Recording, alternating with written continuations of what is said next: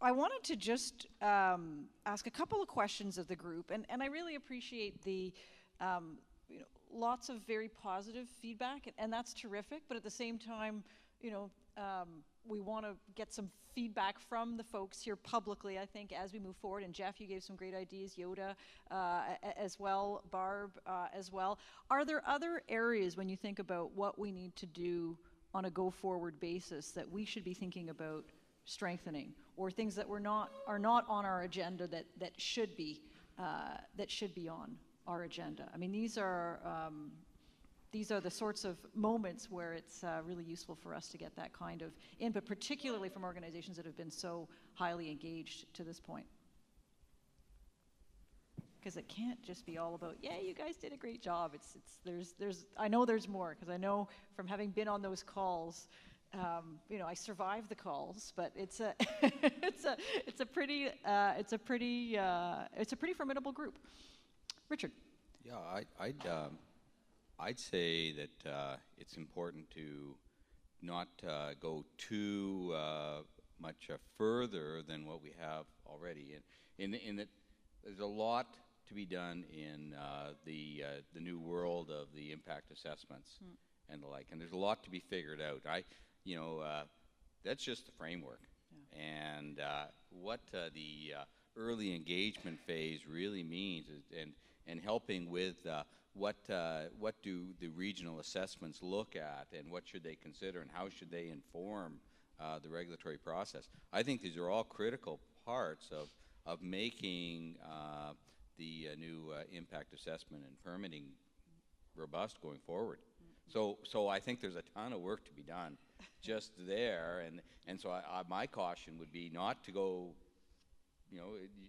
take a look at some new areas for sure, but there is a lot of work to be done, would be my comment.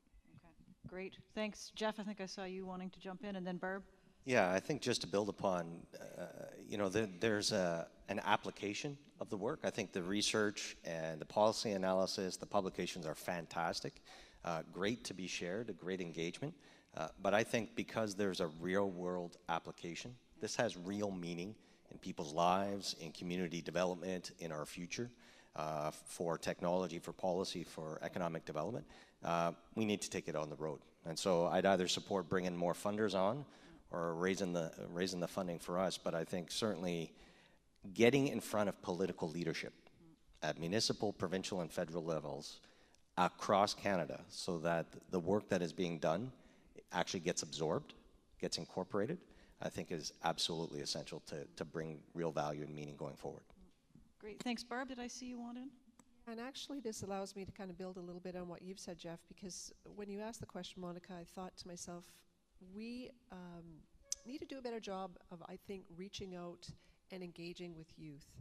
So I look around and I see a lot of folks like me who've got gray hair, and that's fantastic. I think there's a lot of wisdom in the room, but I do believe that fundamentally, if we're going to change the narrative, we need to captivate and activate youth. And so specific to the work, the research is being done by yourself, Monica, I know that you engage with students. So I acknowledge that. I think that there's an opportunity to perhaps take that a little bit further, particularly as you consider how opinions are formed and spread. I think that there's a lot of knowledge and wisdom in that younger demographic. Yeah, no, I think that's a really important point, Barb. And I think also, just for those who aren't aware, the Advisory Council is not just representatives of donor organizations. We also have representatives from NGO, environmental non-governmental organizations. We have a youth representative, variety of different perspectives, Indigenous perspectives, to make sure that we've got a council that brings forward a diversity of views. But there's no question, Barb, and that's something that's on our minds. Yes, we do engage young people very extensively in our research, but I think there's much more that we can do on the engagement front moving forward. Chris? Just one, pardon me, just one brief comment. It would be useful to reach out and inform all political stripes. When we talk about durability and lasting pieces of processes and so on, it's important to get the message out right across the piece, so that when government changes, they don't take what the last government did and throw it in the file 13 and start all over again. Building those relationships, building that knowledge base, I think can pay dividends in the end. So engaging the different political parties and getting them to understand what this is about and what the key issues are, and a way forward, I think will pay dividends in the future. Very good point, and I think we've done that to some degree, but there's no question we could do more on that front.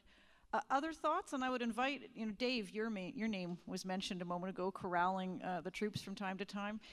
So as I give other folks on the panel here an opportunity to, if they wanted to add more, maybe Dave, I don't know if you wanted to say a word or two, but other comments in terms of what we should be focusing on? Yeah, I would just a cautionary note that I think the success of the first 3 years in terms of the deliverables and managing that scope to create a product. If you expand it, then there's the risk of dilution. So if we're confident that we've got the right issues in the next 3 years, then, and those are important, my caution would be, let's not make it too broad. Yeah.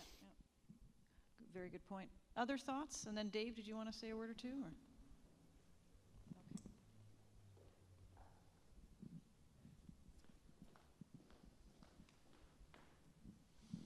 Yeah, maybe just a couple of comments, Monica. I think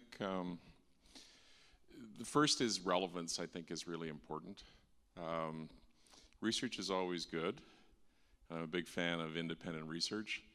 But if it isn't relevant to the public policy context, to the public dialogue, then I think we lose the ability to leverage it. So I think it's really important to think about how to connect what positive energy is doing to sort of the real world, right? What's going on out there. And it ought to help inform not only broader public dialogue, but it ought to help inform public policy. So I think trying to maintain that connection, and two government reps on the panel, I think that's a really good start. But I think there's an opportunity to leverage that a bit more. Second point I would say is one of the things that sort of sitting in my role in the advisory council that we've struggled with is the communication side of this. You only have so much bandwidth.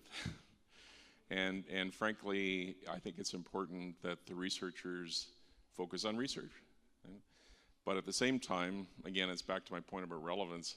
If we're not getting the message out there, if we're not engaging with the broader publics, then I think we're not fully taking advantage of the issue. And the third point I'd make is I think there is some real tension, to Richard's point, between sort of focusing on the here and now and focusing on the challenges that we're going to have to take on as we move through this transition process. There's risk, uncertainty, there's lots of debate about timeframes and how this is all going to happen. And I think sort of informing and framing how that some of the considerations that go into public confidence around what is going to be, over time, a fundamental transformation. This isn't a transition. It's a fundamental transformation over, I think, an extended period of time, but nevertheless, a fundamental transformation of our energy system and our economy. And we need to be heads up about that, and it has some very significant implications, and I think positive energy can play a role in helping to frame what that looks like. That'd be no pressure. My quick thought. No pressure at all. Thanks, Dave. So I'm conscious of time. I think it's time for us to break and move towards lunch.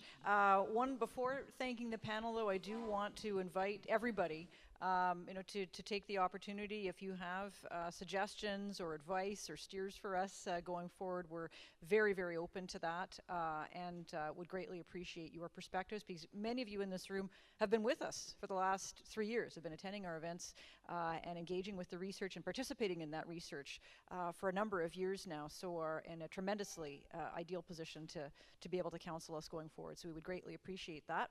In the meantime, though, I'd like to thank all of you for sharing your insights and perspectives with us, and I invite everyone to join me in thanking the panel.